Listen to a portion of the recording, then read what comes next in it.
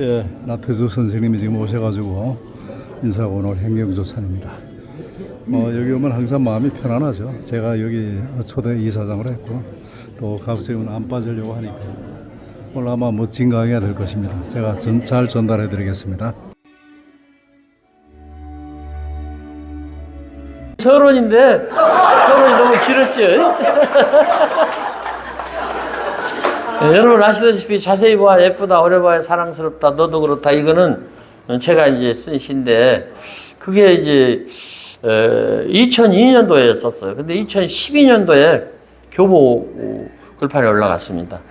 그래가지고 제가 조금 알려지는 사람이 됐고 그해 이종석이라는 탤런트가 이걸 그 영화 드라마에서 읽었어요.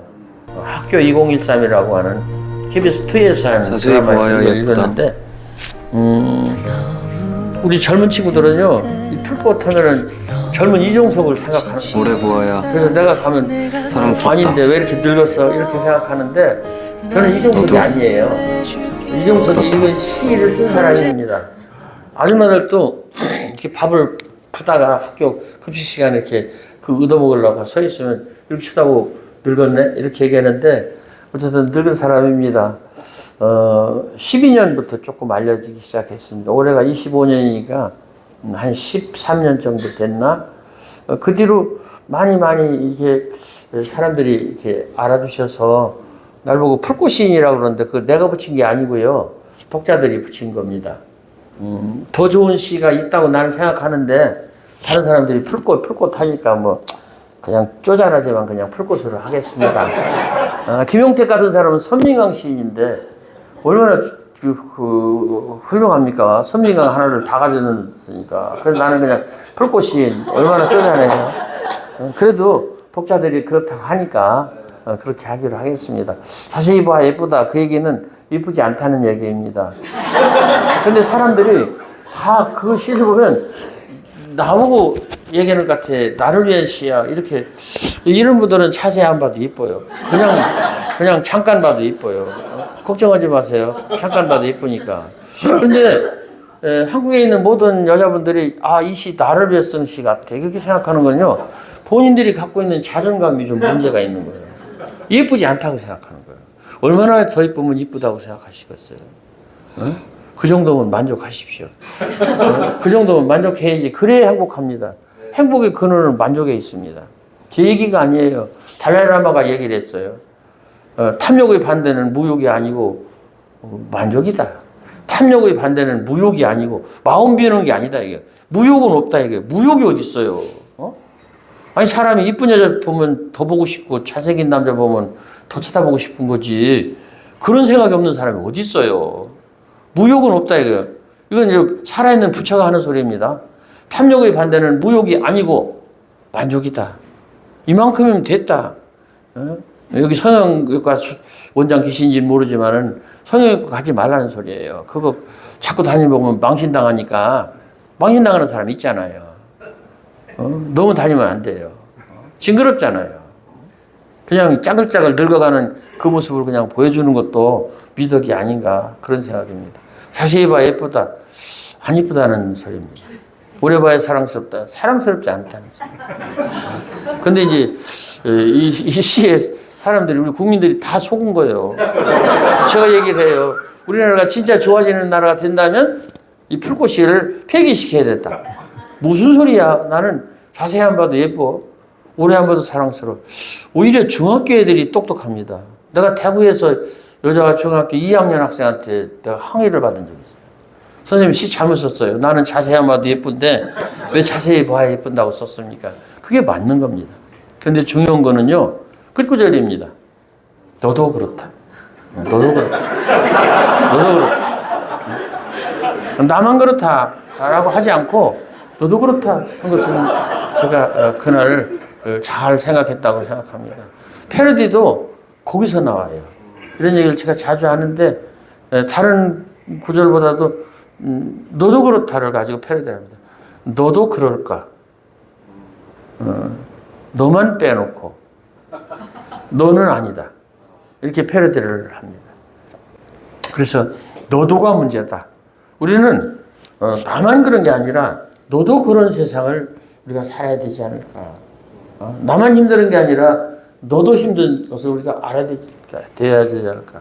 이제 우리는 타자에 대한 배려, 타자에 대한 다른 것에 대한 배려. 이제 타자는 사람만이 아니고 물건에 대한 배려도 우리가 필요하다. 음식도 좀 배려해서 덜 남기고 뷔페 식당에 가서 막 갖다 놓고 우리 애들이 그걸 잘하더라고요. 그러고서 돈 냈다고 막 남겨.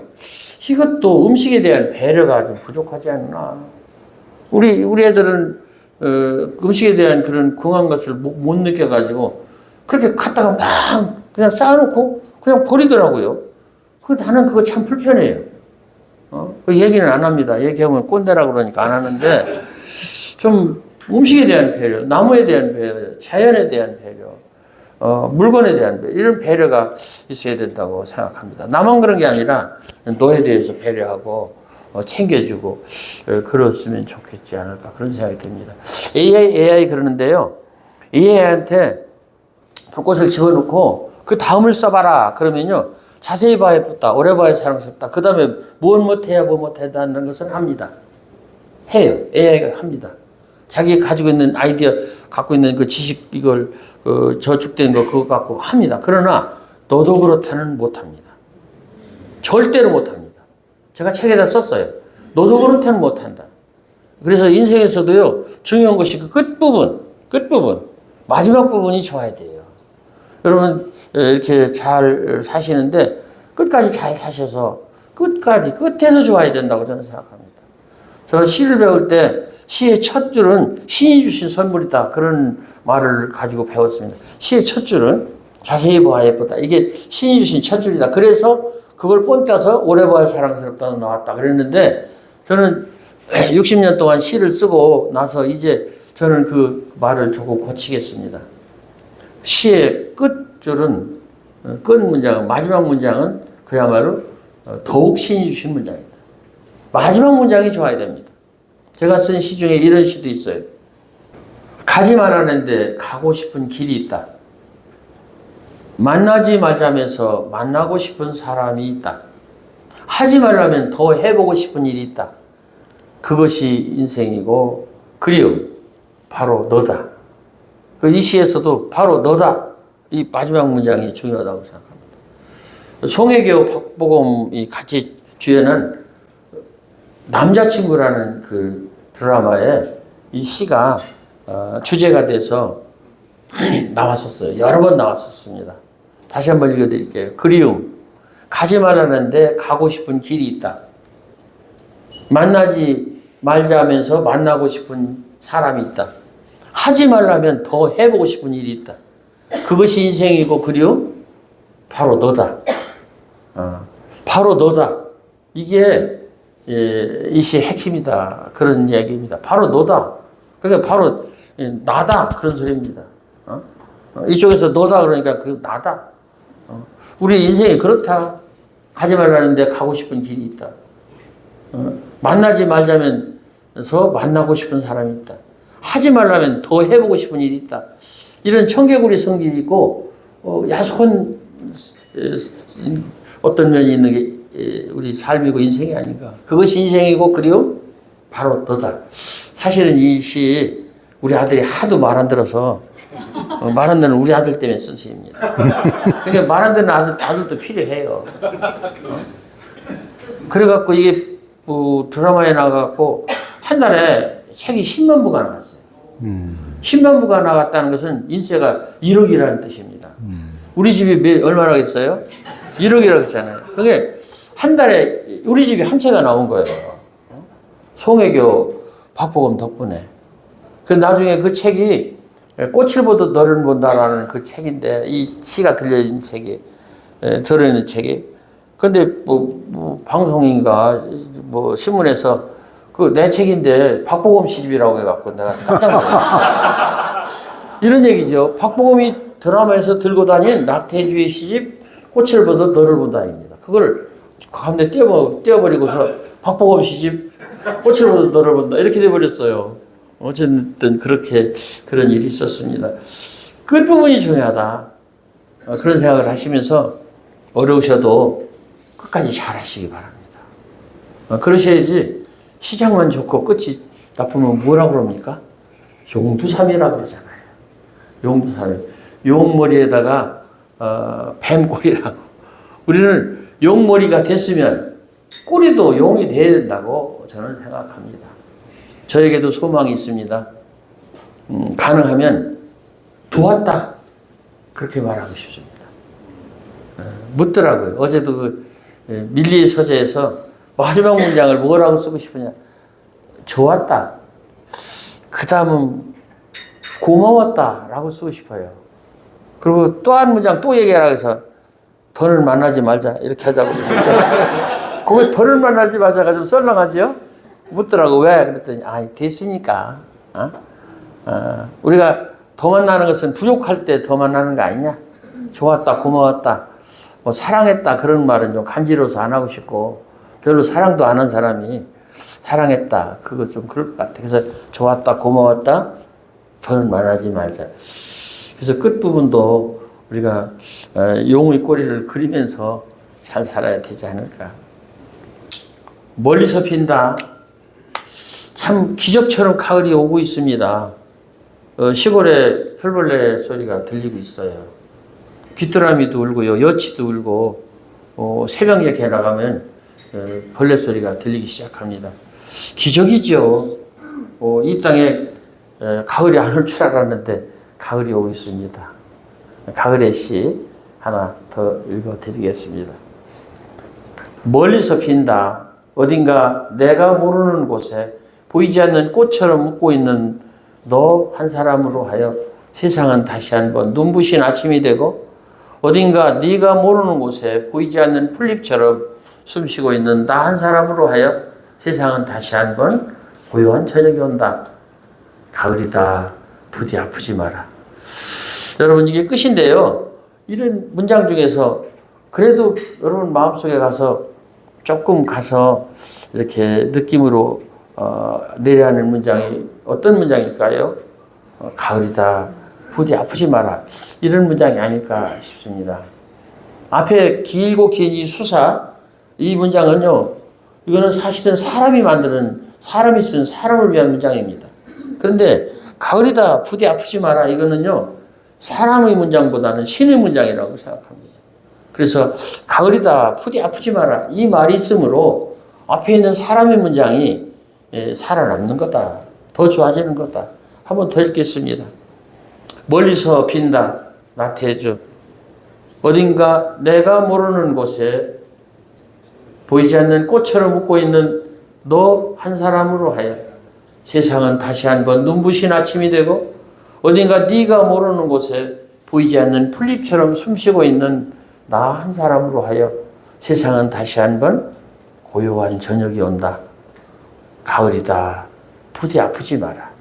네, 이 땅에 가을이 전설처럼 기적처럼 지금 오고 있습니다. 안 올 것 같은 가을이 옵니다. 이것도 하나의 희망이 아닐까? 이것도 하나의 감사가 아닐까? 그렇게 생각을 하면서 어지럽고 힘들고 지금 지치고 따분하고 특히 기업하시는 분들은 더욱 힘드실 거라고 저는 생각해요. 같이 일하는 조직원들이 있고 매출을 올려야 되고 세상은 어렵고 트럼프 그 인간 무슨 한국 땅덩어리까지 내놓으라고 저러니 어쩌면 좋아요. 대통령 가서 뭐라고 했는지 모르겠는데 그거 갖고 또 이제 딴지를 붙겠죠. 참 미국 이상한 나라가 됐어요.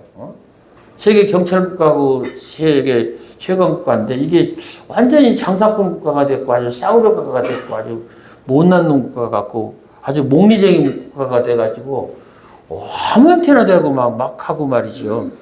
그러는데 두고 보십시다. 미국에서 온 교포들 얘기 들어보면요. 미국이 망했다고 그래요. 망했다고 그래요. 대놓고 얘기합니다. 미국은 끝냈다고 그래요. 엉망진창입니다. 어쨌든 우리 어차피 이런 판국에도 대한민국 사랑해야 되고 아껴야 되고 자기 인생 사랑하면서 잘 사셨으면 좋겠습니다. 오늘 제가 쓴 시가 있습니다. 아침에 유정석 대표를 기다리면서 생각한 건 아니야. 미안해. 기다리면서 말이 잘못 나갔어. 근데 좋은 시가 아니에요. 축복의 시도 아니고 그런데 그냥 들어주시기 바랍니다. 서울 아침. 네 것도 내 것도 아닌 이러한 거창하다 이게. 그 무역센터 보니까 너무 거창하더라고요. 내 것도 내 것도 아닌 이러한 화려함과 눈부심. 정말로 내 것도 내 것도 아닌 번잡과 바쁨과 거짓의 아름다움. 어디로 가는지 모르고 가고 무엇을 하는지 모르고 하는 사람들 어찌할 건가? 가끔은 하늘이라도 올려다보고 자기 발밑이라도 살펴야 하지 않을까? 차마 적막한 시골로 산골로 당장 내려가 살라는 말은 못하겠지만 말이다. 네. 여러분 보고 산골로 내려가라고는 말을 못하겠다 그런 얘기입니다. 그냥 바쁘시더라도 힘들어도 잘 견디시면서 잘 살아라 그런 얘기입니다. 다음 나오는 제 시집에다가 넣으려고 그럽니다. 더해서 인생이요 살다 보니까 참 후회스러워요. 별게 아닙니다. 그래도 살아야 되지 않겠습니까? 탄자니아 가서 거기 현지인들한테 얘기를 했어요. 내가 80세 넘었는데 여기 왔다. 한 번 더 올지 모르겠다. 그래서 갔다 와서 시집을 썼어요. 다시는 그곳에 가지 못하리 그런 제목으로 내년 봄에 나올 겁니다. 출판사로 바로 넘어갔는데 그 얘기를 했더니 그 탄자니아 사람들이 그래요. 우리는 70세가 최고령이다. 그런데 80세 살았으니 이미 축복을 받지 않았느냐 이렇게 말을 해요. 우리는 70세가 최고령이다. 여러분 공자님도 72세까지 사셨어요. 부처님은 80세, 예수님은 물론 이제 억지로 돌아가셨지만 33살에 돌아가셨고 부처님은 그렇고 공자님도요 70세까지 얘기를 했습니다. 그 이상은 얘기 안 하셨어요. 이유가 당신이 80세를 못 사신 거예요. 내가 그래서 공자님보다 낫다니까. 그렇게 생각해야 돼요. 30에 입이요. 인생은 30에 쓰는 거예요. 40에 부록이요. 제 얘기가 아닙니다. 공자님 얘기예요. 우리는 부록 못해요. 40에. 그럼 40에는 혹하지 말아야 된다 이게요. 자기 중심을 갖고 서서 똑바로 가라. 50에 지천명이요. 하늘의 명령을 알아서 하늘의 뜻에 맞도록 살아야 된다. 60에 이순이요. 귀가 순해서 남한테 욕먹고 무슨 나쁜 소리 들어도 잘 소화하고 넘겨야 된다. 70에 종심소욕 불류거라. 자기 뜻대로 내 멋대로 행동하고 말을 해도 법도에 거침이 없어야 된다. 근데 80세에 대한 얘기는 없어서요. 그 얘기는 당신이 72세에 돌아가셨기 때문에 80세를 모르시는 거예요. 제가 올해 이제 80, 나이로 81세입니다. 81세 되는 사람을 옛날부터 할망구라고 했습니다. 할망구. 동네에서 나이 많은 할머니 보고 할망구라고 그러죠. 이 할망구야. 욕이 아니고 축복입니다. 망구라는 뜻은 제가 자꾸 이런 소리를 하는데 90을 바라보는 나이라는 뜻입니다. 발할망자, 아홉구자. 90을 바라보는 나이. 옛날에는요. 90을 바라보는 나이가 동네 노인네, 여자 노인네 하나밖에 없었던 거예요. 그래서 망구야, 이 할망구야, 망구 노인이다. 그런 얘기를 했었거든요. 그래서 제가 이제 말하자면 망구입니다. 91세를 이르는 말은 망백입니다. 100살을 바라보는 그런 사람 많아요. 이렇게 세상이 좋아졌습니다. 뭐 그럼에도 인생이 좀 썰렁하죠. 시 마지막으로 제가 시 하나 이건 외우지 못해서 인터넷에 있는 걸 보고 읽어드리겠습니다. 지상에서의 며칠 나태해준 때절은 종이 창문 흐릿한 달빛 한 줌이었다가 바람 부는 들판의 키 큰 미루나무 잔가지 흔드는 바람이었다가 차마 소낙비일 수 있었을까 겨우 옷자락이나 머리칼 적시는 이슬비였다가 기약 없이 찾아든 바닷가 민박집 문지방까지 밀려와 칭얼대는 파도 소리였다가 누군들 안 그러랴? 잠시 머물고 떠나는 지상에서의 며칠, 이런저런 일들, 좋았노라, 슬펐노라, 고달팠노라, 그대 만나 잠시 가슴 부풀고 설렜었지. 그리고는 오래고 긴 적막과 애달픔과 기다림이 거기 있었지. 가는 여름 새끼 손톱에 스며든 봉숭아 빨간 물감이었다가 잘려나간 손톱 조각에 어른되는 첫눈이었다가 눈물이 고여서 했을까 눈썹 깜짝이다가 눈썹 2번 깜짝이다가. 네, 지금 전에 전화 배로 올린 거는 요런 때만 또 전화 가는 사람이 또 있어요. 네. 미안하지만 거절을 하겠습니다. 좀 이따 전화하지. 하필이면 글을 읽을 때 전화를 해가지고. 우리 인생이 잠깐입니다. 우리 만남도 잠깐이고 그렇지만은 소중합니다. 아름다운 인생으로 잘 가꾸시고 다른 사람 인생도 더 풍요하고 아름답게 잘 만드시면서 사시기 바랍니다. 여러분들이 있어서 대한민국이 삽니다. 여러분들이 안 계시면 대한민국이 어려워요. 그러니까 용기 잃지 마시고 잘 사세요. 여러분들이 계셔 주셔야 우리가 좀 더 버틸지 않겠습니까? 저는 뭐 별 능력이 없어서 이만 얘기하고 내려가겠습니다. 네, 고맙습니다. 예, 나태주 선생으로부터 배우는 그 소박한 삶의 지혜가 빛났던 그런 아침이었습니다. 제가 첫 부분은 생략을 했었는데요. 시간 되시는 분들은 계속 시청해 주시면 감사하겠습니다. 너무 행복하다 하시는 거 한번 손 들어보시나요? 저 요즘 행복해요. 행복해요. 오, 네. 아, 역시 반짝반짝 빛나게 손을 드시는데 행복해요 하시는 분도 계시겠지만 저 요즘 힘들어요. 일이 너무 안 풀려요. 저 삼재인가요? 라고 하시는 분도 분명 계시리라는 생각이 듭니다. 사실 저희가 365일 24시간 행복할 수는 없잖아요.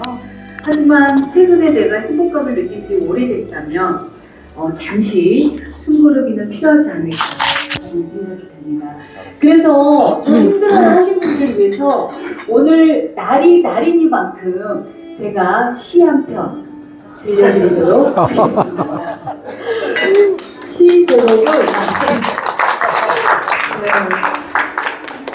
제목은 행복입니다. 저녁 때 돌아갈 집이 있다는 것. 힘들 때 마음속으로 생각할 사람이 있다는 것. 외로울 때 혼자서 부를 노래가 있다는 것. 사실 행복이 별거 아니다 뭐 이런 이야기를 하잖아요. 집이 크든 작든 내 집이 강남이든 지방이든 내 몸 위에 집이 있고 또 만날 사람이 있고 나를 위로해줄 노래가 있으면 이게 행복이다 라고 말하는 시입니다. 그래서 사실 우리가 매번 쉽지는 않지만 오늘 하루만큼은 너무 감사하다, 충만하다. 사실 저희가 건강하게 지금 이 자리에 앉아서 포럼을 듣고 또 좋은 강의를 듣고 또 이렇게 함께하는 게 이게 바로 행복이 아닐까 하는 생각이 드는데요. 빛나는 하루가 되시면 좋겠습니다. 오늘 특별한 분을 모셨습니다. 제가 좀 전에 읊어드린 행복이란 시를 직접 지으신 또 대한민국 국민의 시인이시죠. 나태주 시인님을 모실 건데요. 우리 시인님에 대한 또 소개는 서소출판 등 유정숙 대표님께서 해주시겠습니다. 큰 박수로 모시겠습니다. 네, 안녕하십니까. 저 16기 유정숙입니다. 지금 행복이라는 말씀하셨는데요. 저희가 2월 초에 나태주 선생님 모시고 다양한 기업인들, 일반 주부 여러분들과 함께 한 30여 명이 삿포로 여행을 다녀왔습니다. 그 여행의 주제는 신문학 기행이에요. 그 여행에 우리 건대우 회장님도 함께 참석을 했습니다. 그래서 저희가 다녀와서 30명이 나 선생님과 함께 시집을 한 권 냈습니다. 그래서 거기에 본인의 시를 다 싣고 나 선생님이 그 시를 쓴 작품마다 그 첨삭을 좀 해주시고 쪽구를 좀 달아주셨습니다. 네, 그래서 많은 분들에게 행복을 주는 시간이 됐었습니다. 이 시간에 여러분들 잘 아시기 때문에 제가 또 다른 설명을 안 드려도 괜찮을 것 같아요. 우리 풀꽃이 나태주 선생님 모시겠습니다. 감사합니다. 네, 나태주 선생님을 모십니다. 느닷없이 나왔습니다. 제가 잘 아는 것도 아니고 아는 게 별로 없는데 그냥 불려 나왔습니다. 로망 롤랑이라고 하는 어떤 사람이 인생이라는 것은 10분이나 15분쯤 영화가 상영된 극장에 들어가서 앞부분에 줄거리가 이제 이미 지나간 그런 영화를 보는 것 같다. 그렇게 이야기를 했습니다. 우리 인생이라는 게 우리가 다 아는 것도 아니고 그렇다고 다 모르는 것도 아니고 대충 알고 대충 모르고 그리고 어떤 건 뭉개지고 어떤 건 넘어가고 어떤 건 흘러가고 그러지 않나 그런 생각이 듭니다. 저는 지금 유정숙 대표 소개를 잠깐 하셨는데 시 쓰는 사람입니다. 나태주가 둘 있어요. 저 말고 나태주 또 있는데 어제도 제가 병원에 갔더니 약 타러 이제 병원에 갔더니 새로 병원을 옮겼어. 그랬더니 간호사가 가수 이름하고 같네 그러시더라고요. 기분이 좀 언짢았어요. 내가 나이가 지금 81세고 가수는 지금 20대인데 어떻게 80살 먹은 사람 보고 20대 된 사람하고 같네 이렇게 하면 그 사람은 이제 공주 사는 사람인데도 저 공주 사는데 저 늙은 나태주를 모르는 거예요. 텔레비전에 그 태권도 하는 나태주만 돌아다니니까 그 사람만 하는 거예요. 어쨌든 한국에 나태주가 또 있겠지만 알려진 사람은 그 가수 나태주하고 저가 있습니다. 제가 본래 원조인데 요즘엔 그 사람한테 이제 눌려가지고 제가 인터넷 검색하면 위에 오를 때가 별로 없어요. 처음에는 내가 위에 올라왔는데 지금은 그냥 늘 밑에 이렇게 찌부러져 있는데 나태주가 하나 더 있습니다. 부산에 사는 제주도에 사는 그림 그리는 사람이 있어요. 근데 어쨌든 그렇습니다. 시를 오래 했었어요. 81세라고 그랬지 않습니까? 15살, 6살 때부터 썼습니다. 그러니까 60년 넘게 썼지요. 굉장히 오랫동안 무명으로 있었습니다. 이 무명이라는 게 이 연예인이든 글 쓰는 사람이든 이런 사람들이든 생애를 두고 볼 때 무명 기간이 있을 수가 있습니다. 여기 계신 그 CEO들께서도 처음부터 CEO시지는 않았지 않습니까? 처음에 이제 회사에 처음부터 시작해서 밑에서부터 일을 하고 그렇게 해서 지금 오늘날 CEO가 되셨을 텐데 저는 굉장히 길었어요. 65세, 70세까지 문단 안에서만 알려지는 시인이었는데 70세 넘어서 한 10년 정도 이제 문단 밖까지 알려지는 그런 시인이 돼서 이런 자리까지 왔습니다. 사실 제가 이렇게 오기에는 쉽지가 않아요. 다리를 놔주신 분들이 있고 불러주신 분들이 있고 그리고 제가 또 이렇게 이런 데 잘 다니는 사람도 아니고 몇 번 다녔겠지만 매우 낯섭니다. 여기 오기 전에 일단은 집에서 오지 않고 호텔방에서 왔고 집에서 자지 않고 혼자 잤고 그렇게 해서 여기 왔습니다. 여기 와보니까 이렇게 이른 시간인데도 이렇게 초롱초롱하게 새로운 어떤 비전을 가지고 아주 중요한 분들이 앉아서 이야기하시는 걸 보면서 새로운 감동을 느낍니다. 우리 말에 아침에 일찍 잠 깬 새가 먹이를 찍는다 그런 말이 있고 갈매기 천하단이라고 하는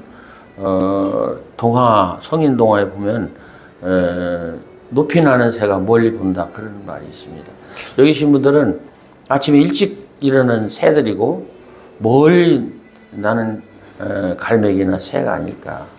높이 나는 새가 아닐까. 그래서 멀리까지 볼 수 있는 그런 분들이 아닐까 그런 생각이 들고 저는 그 국가 무슨 사회나 정치 이런 거 잘 모릅니다. 그리고 뉴스를 잘 안 봐요.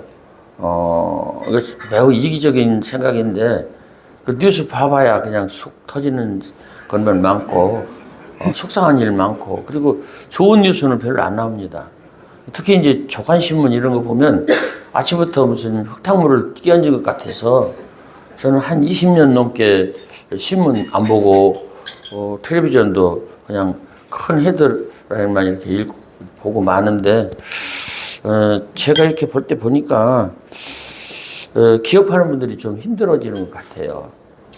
우리나라는 처음에 이제 올해 광복 80년인데 제가 해방되던 해 났지 않습니까? 그래서 국가건설이 처음에 이제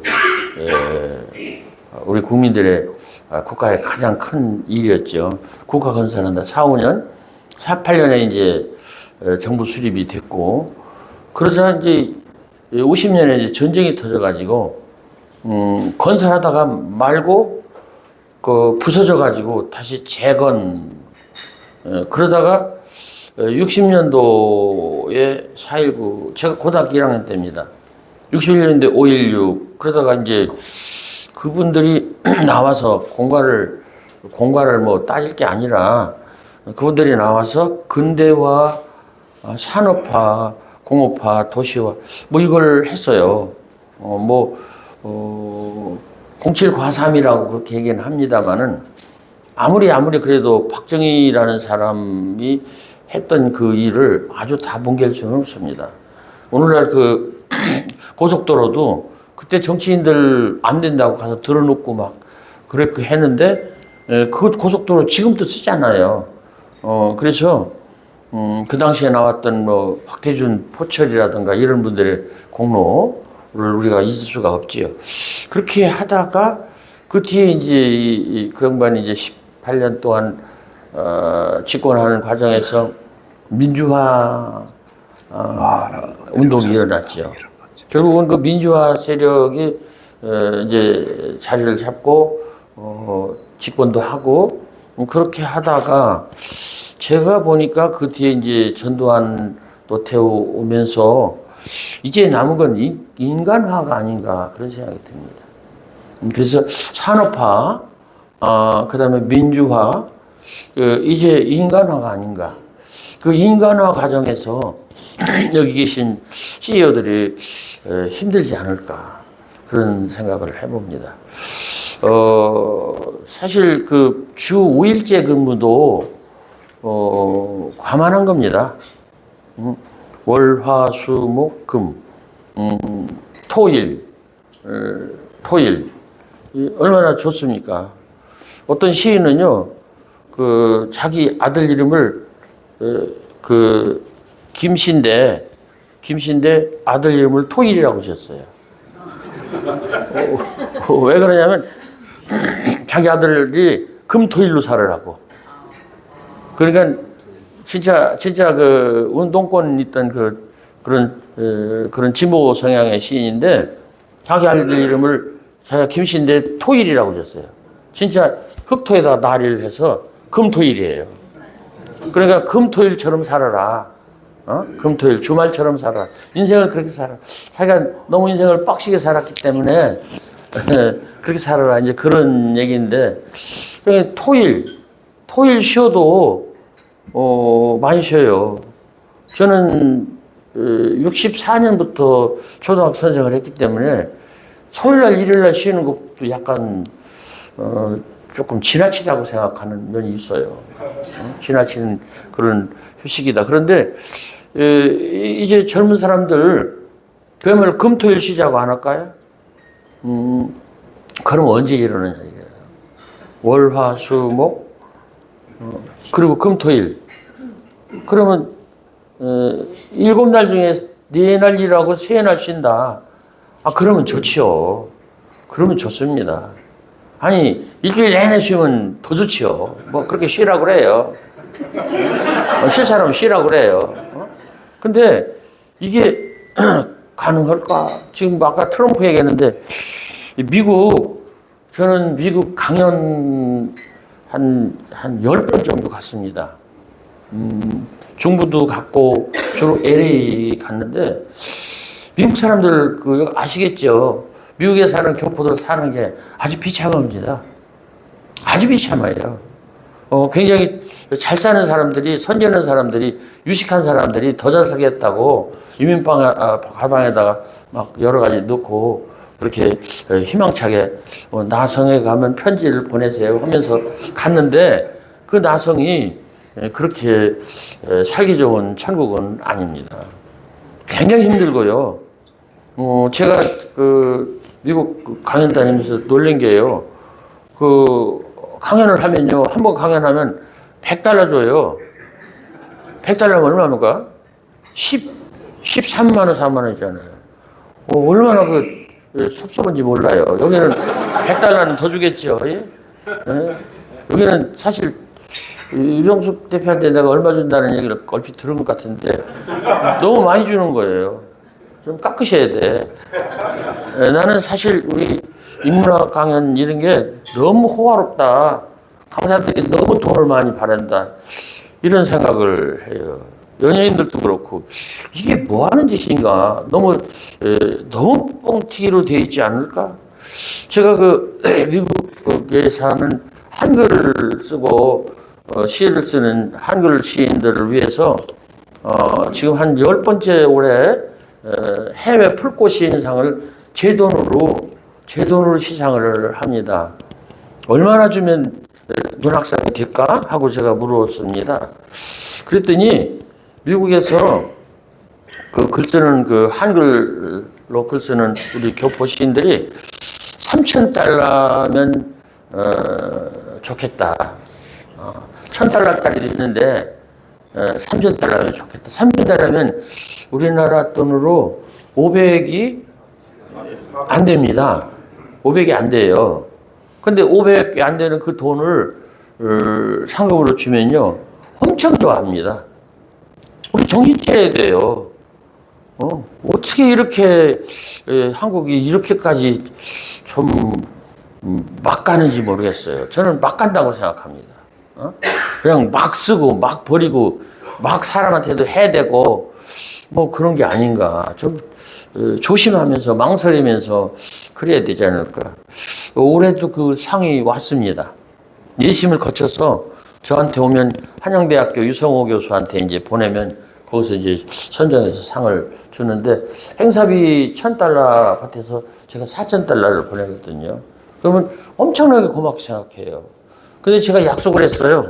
제가 지금 80일째잖아요. 근데 제가 얼마나 살 수 있을지도 모르겠고 좀 나이도 있고 그래서 80세까지만 한다 그랬어요. 근데 끊으려고 생각하니까 그쪽에서 끊지 말았으면 좋겠다고.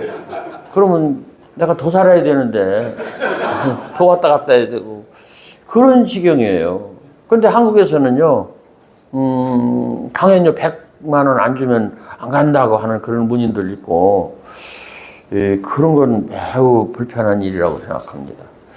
인문학 강연이라는 게 사실은요 이게 배우기 위한 강연이 아닙니다. 느끼기 위한 강연이죠. 필기할 거 없어요. 그냥 느끼면 되십니다. 그런데 이게 어디에 필요하냐면 여러분 같이 이렇게 좀 지도자 되시는 어른들한테도 필요하지만 중학교, 고등학교 애들한테 필요합니다.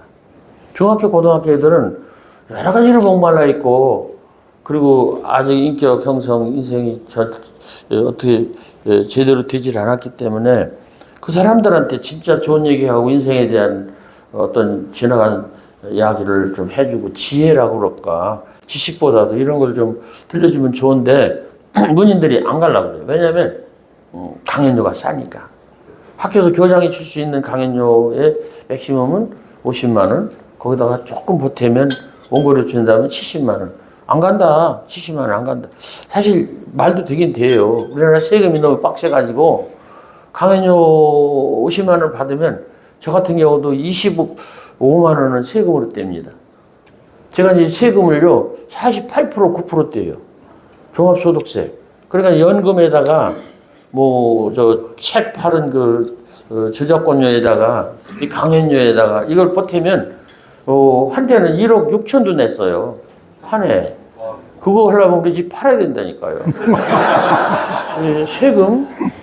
제가 국세청에도 가서 강연을 했는데 국세청 가서 강연을 했는데 보니까 그렇게 썼더라고요. 지금은 없었는지 모르지만 우리는 세금이라고 쓰고 복지라고 읽는다. 맞는 얘기예요. 세금이 없는 복지는 있을 수가 없잖아요. 돈이 없는 복지 불가능하잖아요. 그렇습니다. 지금 참 여러 가지로 힘들어요. 참 어렵고. 여기 계신 분들은 틀림없이 힘드실 거예요. 근데 이제 사회 보시는 분이 행복하냐고 손들으라고 그러니까 그게 좀 고문사항 아닌가? 행복하지 않은데 행복하냐고 손들으라고 해? 선생님이 시 읽으셨어요. 제가 60대 때 쓴 시입니다. 60대 때 저녁 때 돌아갈 집이 있다는 거. 집사람하고 산책하다가 저 집은 참고적으로 8천만 원에서 1억 정도 되는 집입니다. 집값 얘기하지 말라고 그러는데 또 얘기하네. 동네 사람들한테 혼난다고 제가 이걸 방송에서도 얘기를 했어요. 그랬다가 집사람한테 뒤지게 혼났어요. 자기 집 얘기나 하지 그 70몇 세대인데 다 그렇게 집값이 떨어진다. 조금 올랐다고 그러더라고요. 근데 뭐 1억 1천만 원, 2천만 원 갖고는 뭐 집값이라고 못하죠. 저는 그런 집에서 살아도 행복합니다. 저녁 때 산책하고 집으로 돌아갈 때 집사람 보고 여보 가자, 집으로 가자. 그러면 아프던 다리가 덜 아픈 것 같고 피곤한 생각이 좀 편안한 것 같고 아 나도 갈 집이 있다. 1억짜리 집이지만은 8천만 원짜리 집이지만 집으로 간다. 이 생각이 우리를 편안하게 하더라고요. 그래서 저녁 때 피곤할 때 취약할 때 쉬고 싶을 때 배고플 때 지칠 때 우리 하루 종일 저녁 때는 매우 취약할 때입니다. 여기 지금 포럼 하시는 것도 저녁 때 하시지 않고 아침에 하시는 이유가 있을 거예요. 아침에는 다 생동감 있고 일단은 저녁에 쉬었기 때문에 새로운 어떤 출발이 있고 그렇지 않습니까? 그런데 문제는 저녁 때입니다. 저녁 때 돌아갈 집이 없는 사람도 있을 수 있습니다. 특히 미국 LA 가면 많습니다. 홈리스들 많아요. 갈 때마다 홈리스들이 더 늘어나고 갈 때마다 그 무숙자들이 호텔 가까이 오더라고요. 우리 집사람이 2번 따라갔어요. 그 다음에 다시는 안 간다고 하더라고요. 무슨 소리냐면 미국은 거지들 나라라고. 자기가 본 건 거지들만 봤거든요. 그 호텔 가까이 와서 짐짝 풀어놓고 그 다시 누워서 자고 그렇게 하는 걸 봤거든요. 어쨌든 저녁 때 돌아갈 집이 있다는 것은 우리에게 행복이 아닐까. 다만 그걸 우리가 몰라서 행복을 못 느끼는 게 아닐까. 제 생각입니다. 힘들 때 마음속으로 생각할 사람이 있다는 거. 우리 일생 중에 살아갈 때 보면 힘들 때 있어요. 하루를 봐서 취약할 때는 저녁 때지만은 좀 길게 보면 힘들 때가 있습니다. 지금 감옥에 들어가 있는 어떤 사람도 되게 힘들 거예요. 그 사람 부인은 더 힘들 거예요. 힘들 때 있을 거예요. 그때 생각할 사람이 있다는 거예요. 마음속으로. 거기서 감옥에서 풀려나온 사람이 있어요. 그 8.15 특사로. 이름이 두자인데 그 사람 감옥에서 옥중 서신을 보내는데 거기다가 제 시를 써서 보냈더라고. 어떤 지인이 나태주의 시를 적어서 보내줬다. 그 시는 그렇습니다. 산소유. 아프지만 다시 봄. 아프지만 다시 봄. 산수유입니다. 노랗게 피는 봄에 제일 처음 피는 그 아주 작은 꽃, 당알당알 피는 산수유. 아프지만 다시 봄. 그래도 시작해 보는 거야. 다시 먼 길 떠나보는 거야. 어떤 경우라도 나는 네 편이란다. 여러분, 이 조국이라는 사람이 자기 옥중 서신에다가 이 시를 써서 보냈는데 어떤 대목이 자기한테 느낌이 와서 그 시를 써서 보냈을까요? 그리고 또 자기 지인이 그걸 써서 조국 씨한테 보냈는데 어떤 뜻으로 보냈을까요? 아프지만 다시 봄? 그래도 시작해보는 거야. 다시 먼 길 떠나보는 거야. 어떤 경우라도 나는 내 편이란다. 어떤 구절이 그 마음에 닿아서 서로 주고받았을까요? 그렇지요. 그렇죠. 네. 어떤 경우라도 나는 내 편이란다. 우리는 그런 내 편이 필요해요. 내 편이 필요하고 내 편이 필요합니다. 어떤 경우라도. 그래서 힘들 때 마음속으로 생각할 사람이 있다는 것, 이것도 바로 그런 얘기입니다. 우리는 살아가다 보면 힘들고 지치고 어렵고 그냥 주저앉고 싶을 때가 있습니다. 그럴 때 내 편이 된 사람, 그런 사람을 우리가 가져야 되지 않을까. 그래서 저는 결혼을 유정숙 대표 미안해, 결혼해야 된다고 생각합니다. 미안해. 미안해. 이따 사과할게. 제가 결혼 하고 사는 그런 문인들 후배들이 있어요. 물어봅니다. 주로 여자분들인데, 결혼하니까 뭐가 좋고 뭐가 힘들더냐 그랬더니, 다른 건 모르겠는데, 아플 때, 자기가 이제 나이 들어서 60 넘어서 아플 때, 그때가 힘들다. 그런 얘기예요. 우리가 아플 때가 있어요. 저녁 때 돌아갈 집이 있고, 힘들 때 마음속으로 생각할 사람이 있다는 것은 우리 살아가는데 큰 용기를 주고 행복을 주는 게 아닌가. 여기 계신 분들 다 있으세요. 우리는 다 있어요. 그걸 다만 우리가 없다고 자꾸 그렇게 부정하고 내치니까 없는 거지. 다 있습니다. 어머니가 있잖아요. 우리는 다 어머니의 자식이잖아요. 그래서 우리에게는 그런 사람이 있다. 그래서 행복하다. 그런 얘기고요. 끝에 부분은 문화를 얘기를 하는 것입니다. 그 얘기를 했더니 중학교 애들이 노래 있다니까 노래 한번 불러보세요. 나보고 그러더라고요.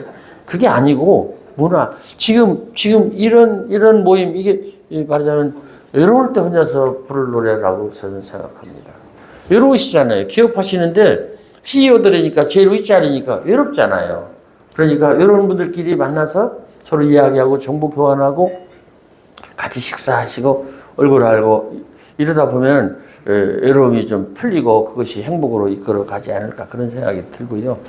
어쨌든 지금 우리나라 현실은 인간화 이 대목에 지금 와 있는데, 우리가 살아갈 때 보면요, 권리가 있고 자유가 있고 평등이 있고 책임이 있고 의무가 있고, 그런데 한쪽으로 기울어진 것 같아요. 한쪽으로. 그러니까 권리가 있으면 의무가 있어야죠. 그리고 자유가 있으면 책임이 있어야죠. 그런데 이쪽은 없고 권리와 자유, 이것만 자꾸 달라고 그런다 이거죠. 우리 서로 요걸 좀 채워야 되지 않을까. 제가 일주일 전에 탄자니아를 갔다 왔습니다. 거기 초등학교를 은다바시 초등학교를 가서 보고 그 마을도 이렇게 돌아보고 월드비전 지원하는 돈 하나 아이한테 주는 사람 입장에서 갔다 왔는데, 그 초등학교 탄자니아 아이인데 이 지금 말씀드린 권리와 의무, 책임과 자유, 이거에 대해서 그 초등학교 아이가 발표를 하더라고요. 우리가 권리가 있으므로 우리는 의무를 다할 수 있는 그런 사람이 돼야 된다. 이걸 애들이 얘기하더라고요. 근데 우리나라는 좀 기울어져 있어요. 그래서 아니, 개인의 자유나 개인의 인권이나 권리, 그거 우리가 신장하자는데 반대할 사람 없습니다. 그런데 의무 책임을 안 하고 권리와 그 자유만 달라고 그러면 해법이 없는 거예요. 그래서 마당이 기울어져 있어요. 그래서 당연히 내가 할 일은 해야 된다고 저는 생각합니다. 내가 할 일 하지 않고, 그리고 그 뭐 달라고만 하면 이거는 좀 어렵지 않을까. 저는 잘 안 봐서 모르겠는데, 무슨 상법인가 뭐가 국회법이 이번에 몇 달 만에 다시 또 한 번 개정됐다고 어쩔까, 그런 얘기가 뉴스에 잠깐 왔다 갔다 하는 걸 그냥 지나가는 소리를 들었는데 조금 여러분들께서 이제 CEO라서 그런 게 아니라 충분히 경영을 하는 경영인의 입장도 생각을 해줘야 되지 않을까 그런 생각이 듭니다. 노동자 입장, 근로자 입장 또 생각을 해야죠. 하지만 그 경영인 그러니까 돈 가지고 회사를 운영하고 하는 그 주인 없는 근로자 노동자는 없는 게 아닌가. 그래서 서로 상생해야 되지 않을까.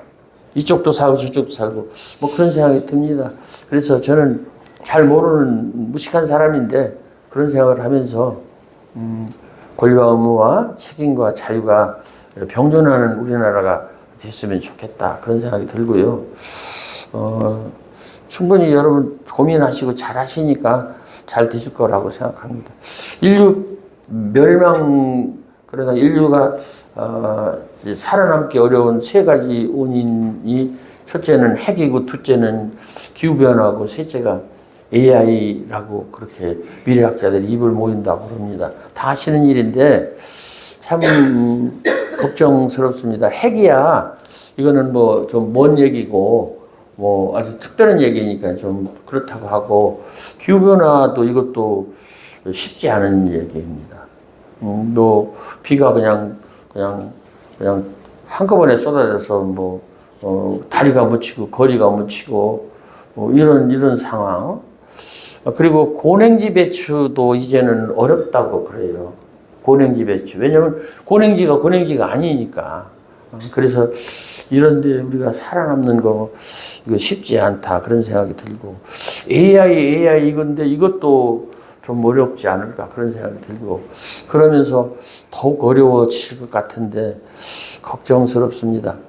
제가 지난번에 그 문인들 모임에 그건 통영 어제 그저께인데 통영 가서 문인들 모임에서 제가 건배사를 저보고 하라 그래가지고 나이가 제일 많아가 건배사를 했는데 제가 그랬어요. 살아서 기쁘다 그랬더니 그 시인들이 굉장히 썰렁하게 생각해요. 그럴듯한 건배사 말고 왜 살아서 기쁘다 그러냐고 그랬더니 따라서 안 하더라고요. 저는 진짜로 그 살아서 기쁘다라는 그 말이 마음에서 와서 닿아서 한 소리입니다. 여러분이 이 더위 스페인 폭염으로 1,100명 죽었다고 그럽니다. 이번에. 한국에 그런 사태가 안 일어나는 보장이 없어요. 1,100명이 이번에 폭염으로 죽었다고 그래요. 그런 상황 아닙니까? 그래서 저는 살아서 기쁘다. 그런 생각이 듭니다.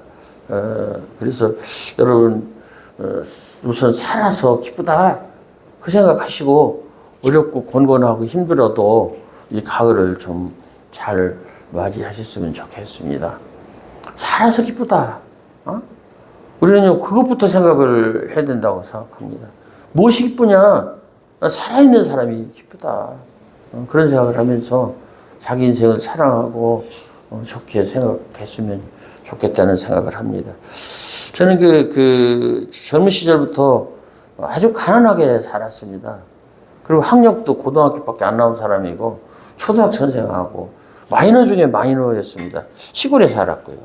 그리고 뭐 보시다시피 키도 작아서 키도 마이너고 머리카락도 이게 없어서 이거 쓰고 있는 겁니다. 우리 집사람이 벗지 말라고 그래가지고 가끔 벗어요 집에서.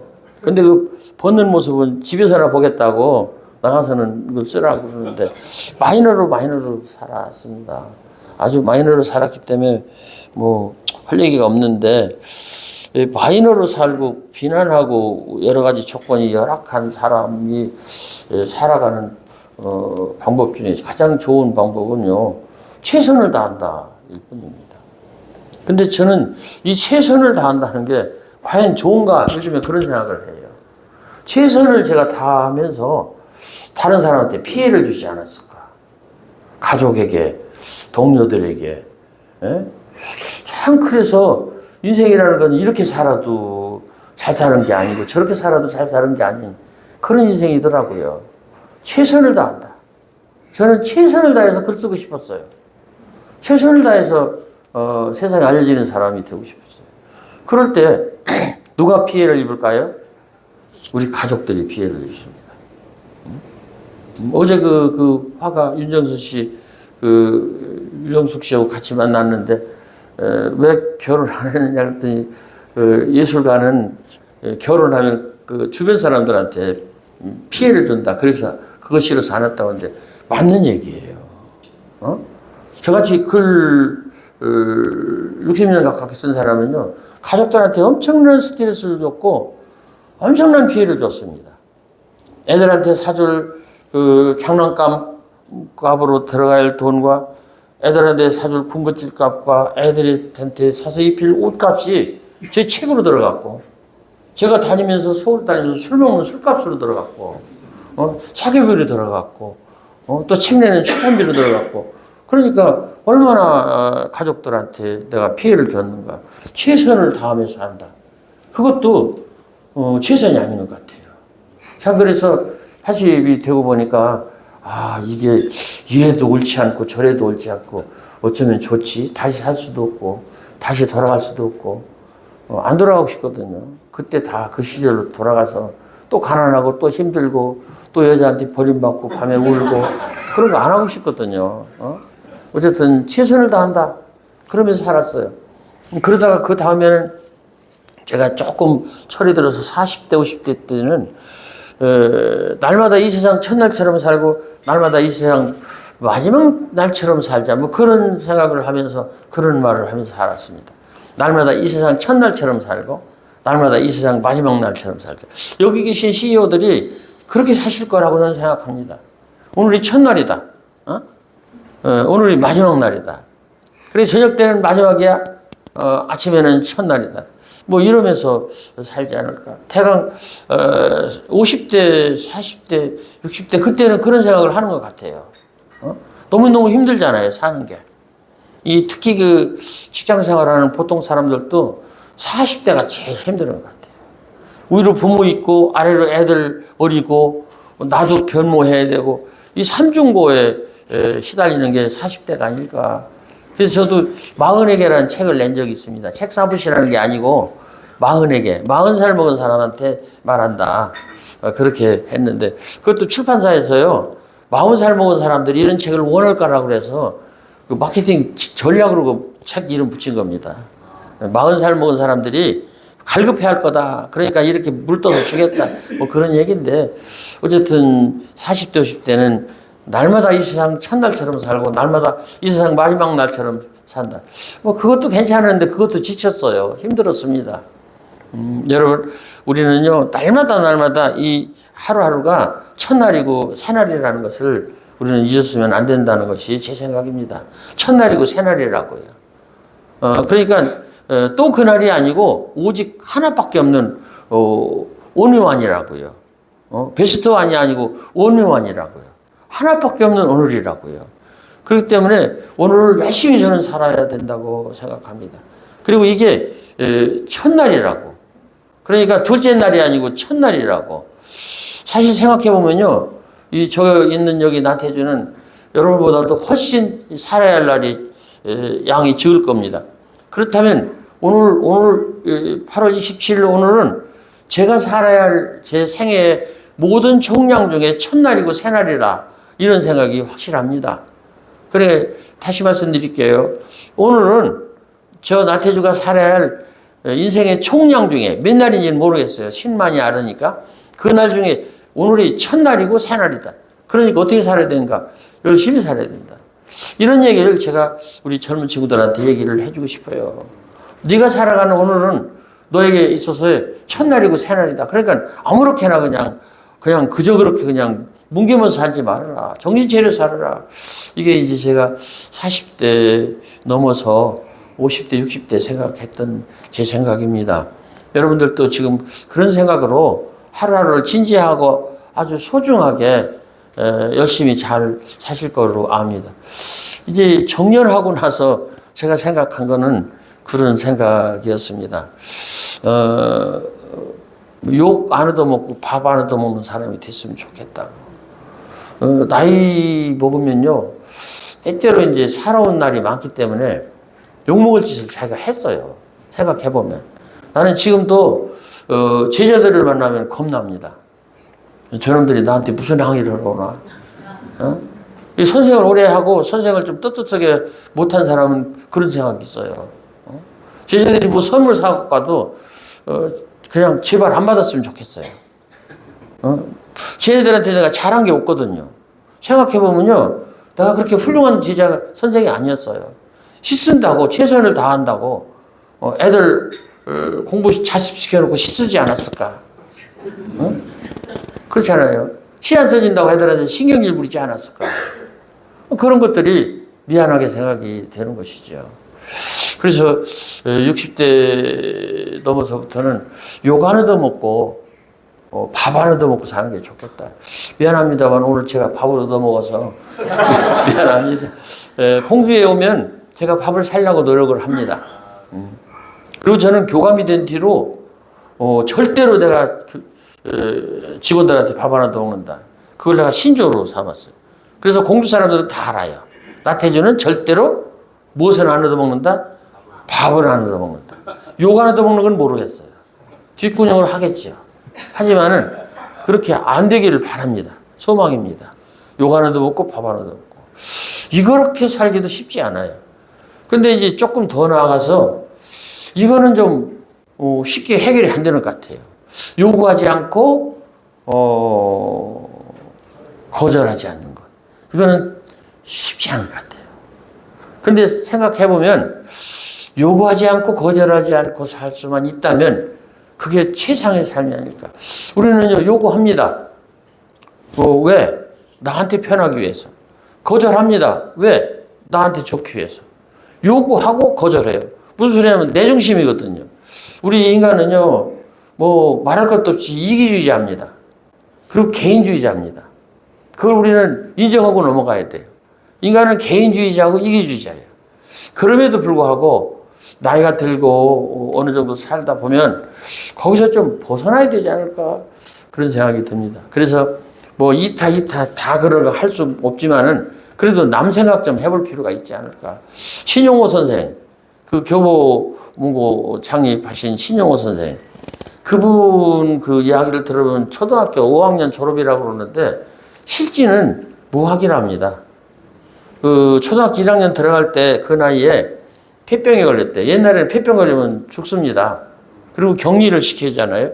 근데 학교 들어가는 어린애가 폐병 걸렸으니까 학교 못 간 거예요. 그런데 약 먹고 나은 게 초등학교 졸업할 때랍니다.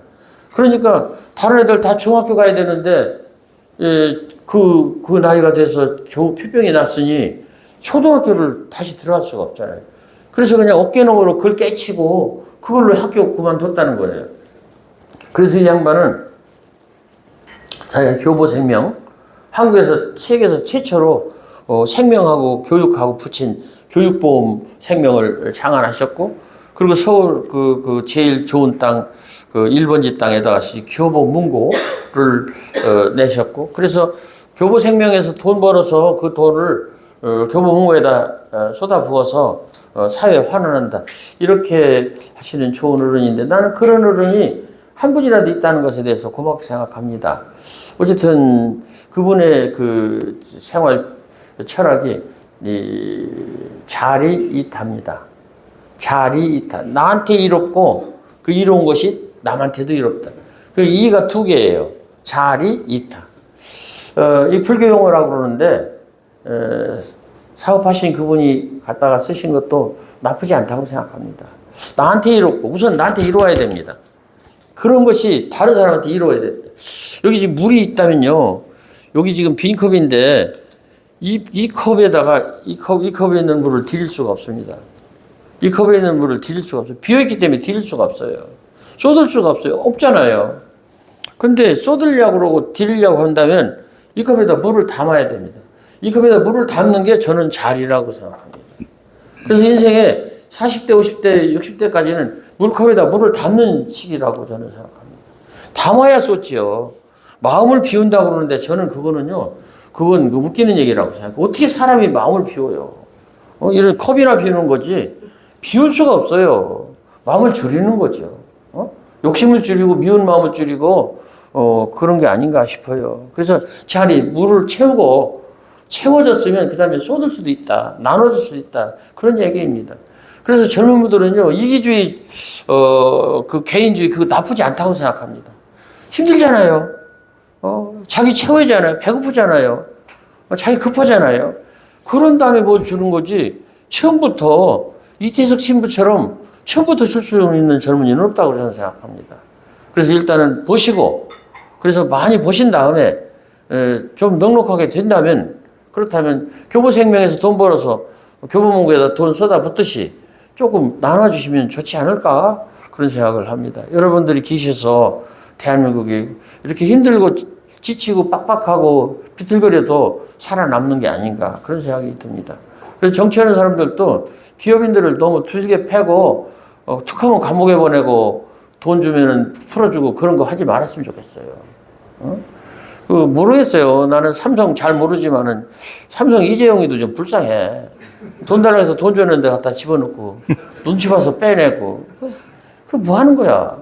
서로 좀 예의도 좀 지키고 그래야 되는데, 어쨌든 기업하시는 분들 어려우시지만은 일단은 자리 하시기 바랍니다. 돈 많이 버셔야 돼요. 그런 다음에, 그 다음에 2타. 그래서 남한테도 괜찮으세요. 네, 괜찮으세요. 네. 네. 그래서 2타도 하셔서 좋은 대한민국 이렇게 잘 유지될 수 있도록 노력해 주셨으면 합니다. 기적이에요. 우리 대한민국 이 정도 된 건 기적입니다. 놀랍습니다. 말할 것도 없어요. 전철 하나만 해도 깨끗하죠, 정확하죠, 안전하죠. 이런 조치를 잊질 않아요. 헬조선은 그런 인간들이 있으면 미국 뉴욕으로 보내봐요. 뉴욕의 전철 얼마나 지저분하고 얼마나 위험하고 얼마나 냄새나고 얼마나 형편없는지. 그리고 헬조선을 사람은 부디 저기 북한으로 보내야 돼요. 가서 해봐. 복에 지치고 넘치고 그냥 그렇게 하니까 정말로 인생이 뭐고 사는 게 뭔지도 아무것도 모르면서 헬조선이라고 그렇게 하면 진짜 곤란하다고 저는 생각합니다. 우리가 이게 어떻게 해서 이렇게 된 나라냐 말이죠. 저는요, 조금 압니다. 제 체험으로 알아요. 월남도 갔다 와서 알고, 탄자니아도 갔다 와서 알고, 그리고 어렸을 때 19살에 64년도 초등학교 선생을 시작해서 그때부터 했기 때문에 제가 압니다. 마장동에서, 연천에서 제가 선생했는데, 고향이 서천인데, 마장동에서 버스를 내려가지고, 청량리에서도 내리고 마장동에서 내리는데, 마장동에서 이제 연천에서는 그 차가, 버스가 내려서 거기서부터 이제 시내버스 타고, 다시 기차 서울역에서 타고 고향까지 가는데, 이 신발이 없어가지고 신발을 샀잖아요. 그 비닐로 된 구두입니다. 내가 잊어버리지도 않아요. 비닐로 된 구두예요. 비닐로, 가죽으로 된 게 아니라 비닐로. 그때는 서울역에서 이 군화를 그렇게 불켜가지고 설렁탕에다 넣어서 같이 이렇게 설렁탕에다 넣어서 판다는 소문이 있었던 때입니다. 믿으시겠어요? 설렁탕 그게 소고기잖아요. 근데 군화가 그게 소고기잖아요. 소 가죽이잖아요. 그거를 불려가지고 그걸 썰어가지고 고기 사이에다 넣어가지고 슬금슬금 넣어서 판다. 그런 설렁탕 집이 있다. 그렇게 일이 있었던 때입니다. 그래서 서울역에서 기차를 타고 서천 내려서 걸어서 8km를 걸어서 눈길을 걸어서 집에까지 갔는데, 가면서 그렇게 발이 시려워요. 모르고서 그냥 갔습니다. 딱 집에 가서 이제 신을 벗고 마루에 딱 올라섰는데 그때 알았어요. 양말이 다 젖었더라고요. 무슨 소리냐면 그 비닐로 된 구두에 밑창이 떨어져 가지고 서울서 사시는 새 구두가 그 사이로 물이 들어가 갖고 그래 갖고 발이 다 이렇게 젖었는데 그것도 모르고 갔어요. 올 때는 마루 밑에 있는 옛날 흔 운동화 그거 꺼내 갖고 닦아 갖고 그걸 이렇게 신고서 직장으로 돌아간 적이 있는데, 그런 나라입니다.